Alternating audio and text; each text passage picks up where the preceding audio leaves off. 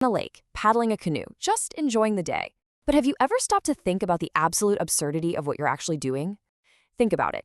You take a paddle, you shove a huge amount of water directly behind you, and yet, magically, your canoe glides forward. Why on earth does pushing something backwards propel you forwards?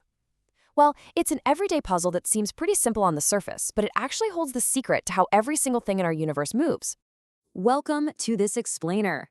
I am seriously pumped for this one because today we are cracking open the ultimate user manual for reality itself. We're going to dive into the fundamental rules that govern everything, and I mean everything, from a leaf falling off a tree to a high-speed car crash, all the way up to a multi-ton rocket blasting into space. It is all connected, and by the end of our time today, you're going to see the physical world around you in a completely new light. All right, let's look at our roadmap for today. We'll start by understanding invisible forces. Then we'll look at friction. After that, we're diving into Newton's big three, his first, second, and third laws of motion. Okay, let's jump straight into section 1, understanding the invisible forces, the absolute basics of push and pull.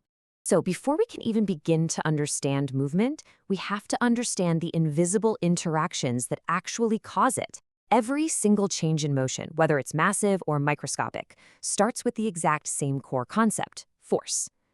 Put simply, a force is a push or a pull. But here's what's absolutely vital to remember. Force isn't just about how hard you push, it's also about where you're pushing. It possesses both magnitude, which is its strength, and direction. In physics, we measure this strength in a unit called newtons, represented by a big capital N. Basically, if you don't know both the strength and the direction, you're missing half the picture.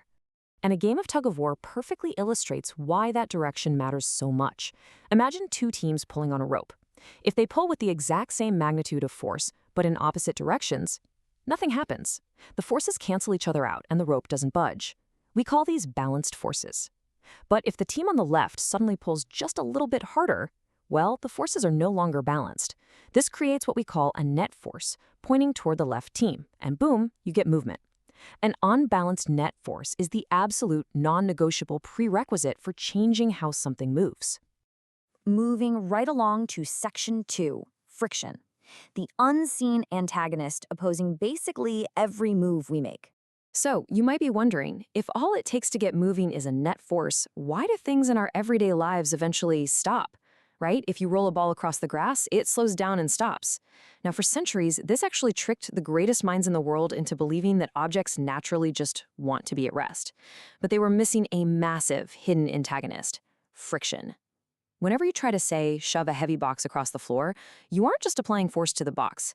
The bottom of the box and the floor interact, creating a force of friction that pushes back in the exact opposite direction of your push. So if you push with 10 newtons, but friction pushes back with 10 newtons, you've got balanced forces. That box is going nowhere. You have to push harder than the friction to create that unbalanced net force we just talked about.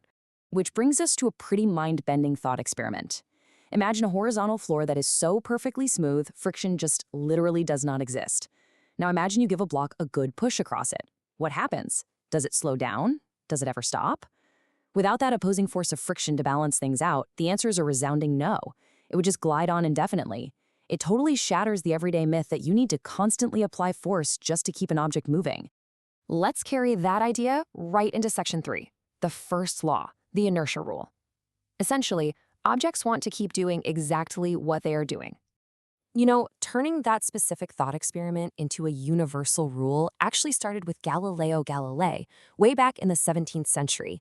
He was the very first to argue that if you removed all the impediments to motion, like friction, an object would just keep on going. At the time, this was completely revolutionary.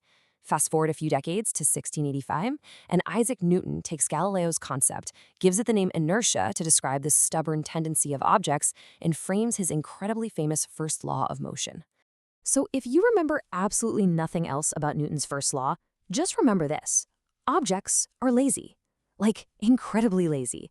They want to keep doing exactly what they're already doing. If a book is just sitting on a table, it stays there. If a meteor is flying through the completely frictionless vacuum of space, it's going to keep cruising in a perfectly straight line at the exact same speed forever.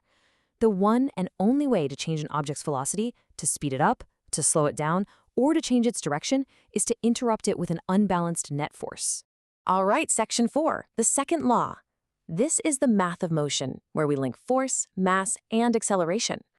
Okay, knowing that an object's motion changes is great and all, but in physics, we need to know exactly how much it changes. And that brings us to this elegantly simple equation. F equals ma. Force equals mass times acceleration. Seriously, this tiny little equation is one of the most powerful tools in all of science. It dictates everything from tapping a golf ball to engineering the crumple zones on your car. It tells us two huge things. First, if you push a heavy cart and a really light cart with the exact same amount of force, the lighter cart, because it has less mass, is going to accelerate way faster. Second, if you want a really massive object to accelerate quickly, well, you're going to need a massive amount of force. They are inextricably linked. To see F equals ma in action, you don't need to look any further than the life-saving physics packed into your car's steering wheel, the airbag.